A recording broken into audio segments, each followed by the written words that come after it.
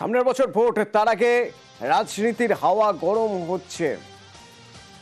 রাজনীতির কারবারি যারা যারা বিভিন্ন রাজনৈতিক দলের নেতা নেত্রী, তারা তাদের মতো করে বক্তব্য পেশ করছেন, যাতে হাওয়া আরো গরম হচ্ছে। যেমন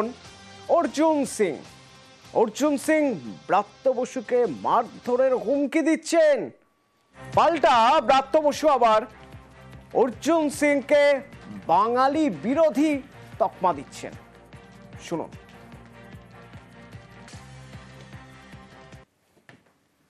ভারতবর্ষের সংবিধানের ভারত দেশের এগেনস্টে বাংলাদেশের তুলনা ভারত সঙ্গে করবে, এই ব্রাত্য বসুর মতন দেশদ্রোহী লোকদেরকে ওখানে ফেলে পেটানো দরকার ছিল বিধানসভার মধ্যে। আমি ছিলাম না বিধানসভা, না তো আমি ওকে বুঝাতাম। অর্জুন সিং এর মতো থার্ড গ্রেডের বিজেপি বাঙালি বা বাংলা ভাষা শুনলে মারতে আসবে, এ তো জানা কথা। অর্জুন সিং এ জীবনে আর কোনোদিন বিধানসভা বা লোকসভায় যেতে পারবে না, আজীবন ওকে যদি হয় বড় জোর কাউন্সিলর হয়ে কাটাতে হবে। বিধানসভায় ঢোকার স্বপ্ন, লোকসভায় ঢোকার স্বপ্ন অর্জুন সিং এর শেষ।